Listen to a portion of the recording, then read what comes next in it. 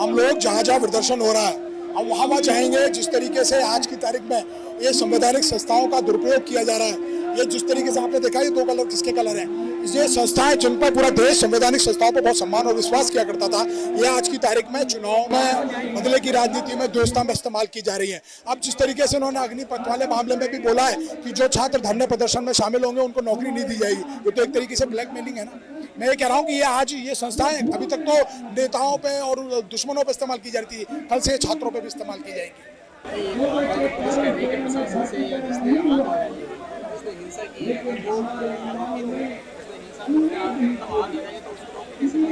हाँ, हिंसा वालों को नौकरी नहीं मिलनी चाहिए।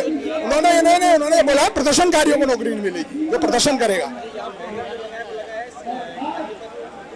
हाँ हाँ हाँ हाँ हाँ, मेरी बात सुनो, ईडी मेरी बात सुनो, हम तो युवाओं, देश की पूरी व्यवस्था ठप हो पड़ी है, चाहे वो नोटबंदी हो, चाहे वो जीएसटी हो, चाहे वो कोई सा भी मामला हो, देश लगातार।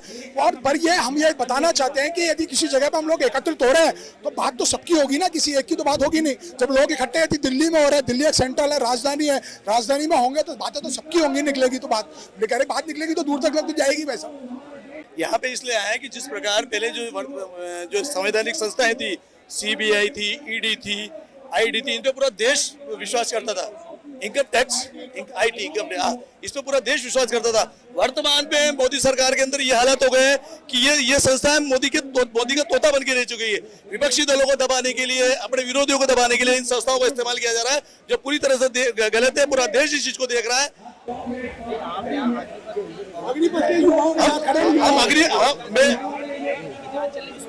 नहीं, हम दोनों के लिए हैं, क्योंकि दोनों भी अग्निपथ के अंदर भी जिस प्रकार युवाओं, कांग्रेस उनके साथ खड़ी, युवाओं को जिस तरह अग्निपथ की तरह बरगलाया जा रहा है, हम उसका विरोध करते हैं। और ईडी का जिस प्रकार विपक्ष में दबाव बनाया जा रहा है, हम उसके भी विरोध में। वो हिंसा, इन्होंने हिंसा को बढ़ाने में पूरी बीजेपी का सहयोग है। इन्होंने जानबूझ के ज्वलंत मुद्दे पेश करने से लोग आक्रोशित हो, सड़कों पे उन पे मुकदमे लगाए, उनको पूरी जो दबा दे कुचल दे। जब से ये अग्निवीर और ये अग्निपथ ये मोदी सरकार ने लागू किया, जब से न तो मैं खाना खा रहा हूँ, न मेरे को नींद आ रही है। ये जब तक ये इस प्रकार की देश के दोबारा गुलामी की ओर ले जाया जा रहा है, इस प्रकार का अग्निवीर अग्निपथ अगर सेना में लागू हो गया तो लॉ एंड ऑर्डर खत्म हो जाएगा और भारतीय सेना की सिक्योरिटी आम पब्लिक को मिलने लग जाएगी, जिससे कोई भी भारतीय सुरक्षित नहीं रहेगा। क्या गलत है अग्निपथ में? अग्निपथ में गलत क्या है? आप ये मानिए 4 साल की नौकरी है, 4 साल की नौकरी के अंदर 12 महीने उसके छुट्टी और ट्रेनिंग में चले जाएंगे। 3 साल की नौकरी बची। 3 साल की नौकरी में वो फौज का अनुशासन, बातचीत, फौज का तरीका, फौज में रहना, उठना, बैठना, फौज की सिक्योरिटी के बारे में, फौज के लॉ एंड ऑर्डर के बारे में, अधिकारियों के बारे में। अब अधिकारी ऑर्डर देगा तो वो काम ही नहीं करेगा, वो बोलेगा मेरे तो यार 4 साल में जाना मेरे को घर, वो क्यों ऑर्डर मानेगा? कोई अनुशासन नहीं होगा, कोई एसीआर नहीं लिखा जाएगा। जब तक सेना का अनुशासन जो बना हुआ है उसी को अगर मोदी सरकार ये बिल वापस नहीं लेती है, देश के अंदर एक अराजकता का माहौल फैलेगा और लोग बेरोजगार तो चल ही रहे हैं। 3 साल में सेना में कोई भर्ती नहीं की है और इससे ज़्यादा और बेरोजगारी क्या होगी? 4 साल में अपने घर आ जाएगा। एक चीज़, आप लोग इतनी दूर से यहाँ चल के आए हो, यहाँ मंच पे जितने भी नेता आ रहे हैं वो सारे बात कर रहे हैं कि राहुल गांधी की जो ईडी में जांच चल रही है और वो केंद्र सरकार उनको प्रताड़ित कर रही है, बार बार बुला रही है, युवाओं की तो बात ही नहीं हो रही। नहीं, ये आप गलत बोल रहे हैं। यहाँ पर बात ही जो यहाँ के लोग कह रहे हैं कि असली निशाना तो ईडी है। नहीं, ईडी का निशाना हमारा AICC मुख्यालय में चल रहा है। यहाँ पर सिर्फ देश के युवाओं को लिए कांग्रेस धरने पर बैठी है, उसके नेता हमारे राहुल गांधी है और हम हमारे स्थानीय नेता विद्याधर सिंह चौधरी के नेतृत्व में यहाँ जंतर मंत्र पधारे हैं। आप ये देखो, 17 से 23-24 साल की जो उम्र होती है वो बच्चे के पढ़ने, नौकरी, अपना जॉब ढूंढने या किस लाइन में मैं जाऊंगा, वो उससे उनको दिग्भ्रमित कर दिया। वो अच्छी जगह भी जा सकता है, वो अपनी अगर पढ़ाई ढंग से करेगा तो वो इससे ऊंची पोस्ट पे भी जा सकता है। इसमें आपकी बात कर रहा हूं, आपको भारतीय सेना पे विश्वास है?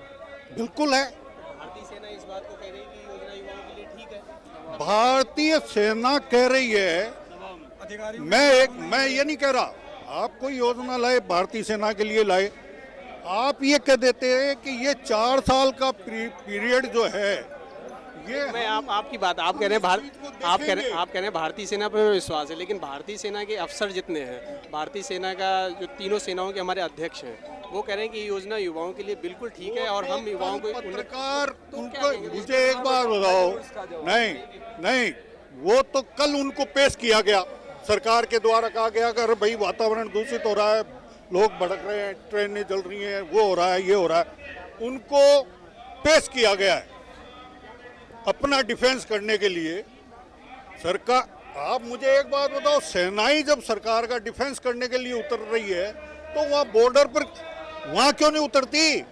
फिर सेना की बात पे आपको भरोसा नहीं है? बिल्कुल है, तो फिर उनकी बात मानना चाहिए आपको। जिसको मान रहे हैं ना, कौन मना कर रहा है? उन्होंने बोला कि ये योजना ठीक है।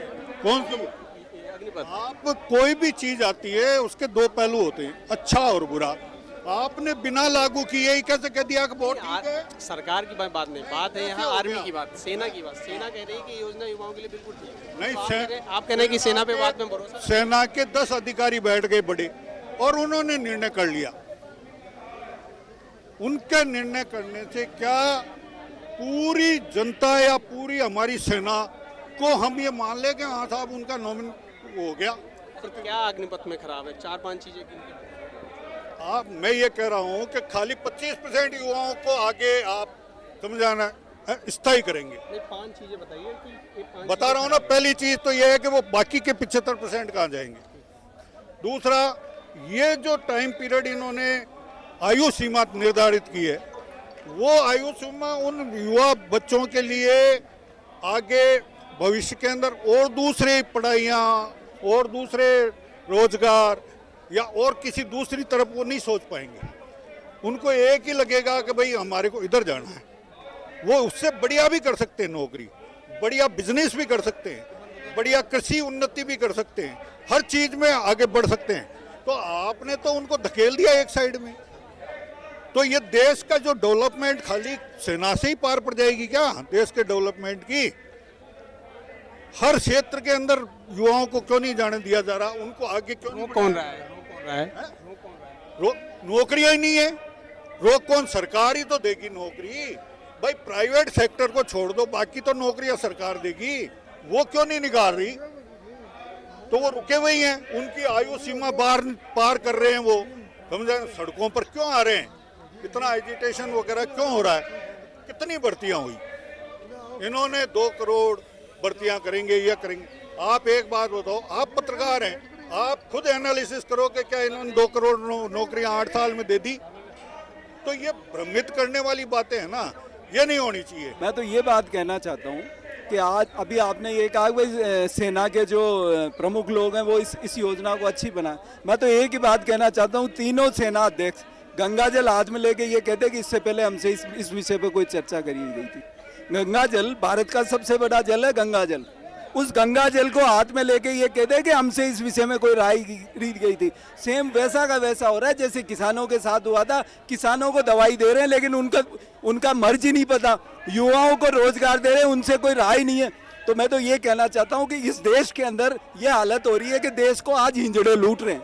हिंजड़े आते हैं ना किसी के घर में, तो वो उसकी इज्जत भी लूटते हैं, इज्जत भी खराब करते हैं और पैसे भी ले जाते हैं। ये हालत हो रही है इस देश के, और लोग समझ नहीं रहे हैं। मैं तो साफ बात कह रहा हूँ, कहने का मतलब है मुझे जिस चीज की जरूरत है मुझे वो चीज नहीं मिल रही, और मुझे बिना पूछे मुझे वो दवाई दी जा रही है।